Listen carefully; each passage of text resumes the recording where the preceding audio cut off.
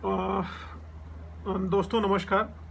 आज हम लोगों का जो विषय है डिस्कशन का वो है हैबियस कॉर्पस यानी कि बंदी प्रत्यक्षीकरण।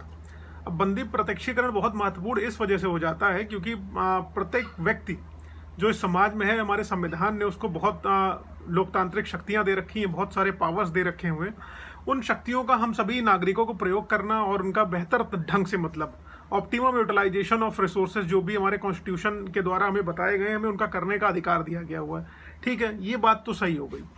अब हम लोग जो हमारा टॉपिक है बंदी प्रत्यक्षीकरण में, आमतौर पे हम सभी ने सुना होगा बंदी प्रत्यक्षीकरण के बारे में। बहुत सारे लोग कोर्ट कचहरी मुकदमे में आते रहते हैं मेरे पास बतौर क्लाइंट, उनसे डिस्कशन होता रहता है। तो बहुत सारे लोग लेमैन टर्म्स में बहुत ईजी भाषा में चीज़ों को नहीं समझ पाते हैं। तो आज मेरा यही मोटिव है मैं कि आप लोगों को बंदी प्रत्यक्षीकरण के बारे में बहुत बेहतर ढंग से समझा सकूं।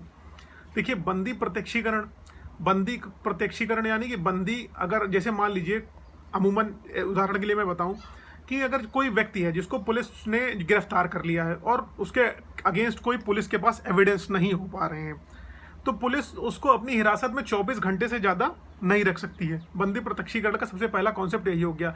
अगर उसने रखा हुआ है तो उसको 24 घंटे के अंदर ही अंदर मजिस्ट्रेट के सामने उसको ले जाके पेश करना पड़ेगा और उसके अगेंस्ट साक्ष्य देने पड़ेंगे। अगर उसके अगेंस्ट कोई साक्ष्य एकत्रित नहीं हो पा रहे, यानी कि उसको गिरफ्तारी क्यों हुई है, उसका एविडेंस पुलिस के पास अप्रोप्रिएट मैनर में नहीं है, तो उसको रिलीज करने का आदेश मजिस्ट्रेट के द्वारा दे दिया जाएगा। यही बंदी प्रत्यक्षीकरण का सिंपल सा कॉन्सेप्ट है।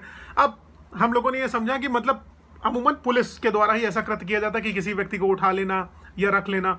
तो अगर किसी व्यक्ति को गिरफ्तार कर लिया गया, ठीक है, और उसने कोई ऐसा कृत्य नहीं करा हुआ जो कुकृत्य हो या कोई ऐसा गलत काम हो जो कि समाज की दृष्टि में या कानून की दृष्टि में अनलॉफुल हो, गैर कानूनी हो, अगर उसके द्वारा नहीं करा गया है, तो अगर आप उसको गिरफ्तार कर ले रहे हैं या उसको जेल भेज दे रहे हैं अननेसेसरी में, तो ये उसके मानवाधिकारों का और जो है संवैधानिक अधिकारों का हनन हो जाएगा। तो इस कंडीशन से बचने के लिए बंदी प्रत्यक्षीकरण लाया गया कि अगर आप किसी को पुलिस उठा ले रही है, गिरफ्तार कर ले रही है, तो उसको गिरफ्तारी का कारण सबसे पहले बताना आवश्यक है। और क्या हो जाएगा, गिरफ्तारी का कारण बताइए, और दूसरी चीज सबसे जो इंपॉर्टेंट बात निकल के आ जाती है, उसको मजिस्ट्रेट के सामने लेके जाइए। मजिस्ट्रेट के सामने वो खुद को प्रस्तुत करेगा और आपके पास जो एविडेंसेस है जिनके आधार पे आपने उसको गिरफ्तार करा हुआ है, उन एविडेंसेस को आप दीजिए। नहीं दे पा रहे हैं, उसको रिलीज करिए। चलिए, ये सरकारी व्यक्ति द्वारा हो गया, पुलिस द्वारा। अब जो होता है हैबियस कॉर्पस का जो ये सिस्टम है, ये प्राइवेट व्यक्तियों पर भी लागू होता है। जैसे मान लीजिए कोई आदमी किसी व्यक्ति को अपने पास किडनैप करके रख लेता है, तो 24 घंटे से ज़्यादा उसको अगर रखा हुआ, उसको छोड़ना पड़ेगा उसको, कि भैया, क्योंकि उसके वो मौलिक अधिकारों का हनन हो जाएगा। तो स्वतंत्रता जो है हमारे मौलिक अधिकारों के बारे में अनुच्छेद 21 में जो है, इसके अंतर्गत बताया गया कि प्रत्येक भारतीय नागरिक को क्या हो जाएगा, स्वतंत्रता के अधिकार दिए गए। कोई भी व्यक्ति किसी को गैर कानूनी तरीके से अपने पास नहीं रख सकता। अगर कोई ऐसा रखने की कोशिश करता है तो वो गैर कानूनी हो जाएगा, उसके खिलाफ उल्टा कार्रवाई हो जाएगी।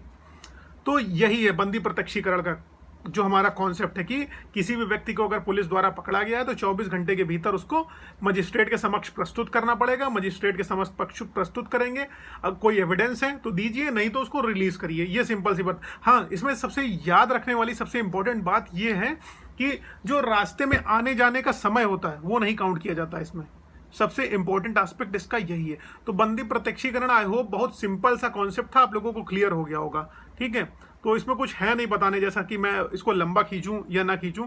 हाँ, ये है आर्टिकल्स कुछ बताए गए हैं कॉन्स्टिट्यूशन में कि मतलब जो भी रिट्स वगैरह आपको दाखिल करनी है 226 के तहत जो है आप चले जाएंगे हाई कोर्ट में, चले जाएंगे, और सेक्शन 26 के तहत आप चले जाएंगे कहाँ पे, आर्टिकल 26 के तहत सुप्रीम कोर्ट में रिट्स दाखिल कर लेंगे। वो 5 प्रकार की रिटों के लिए होता है। और रिटों की अगर हम बात कर लें तो रिट जो होती हैं वो सुप्रीम कोर्ट या हाई कोर्ट का लिखित आदेश होता है।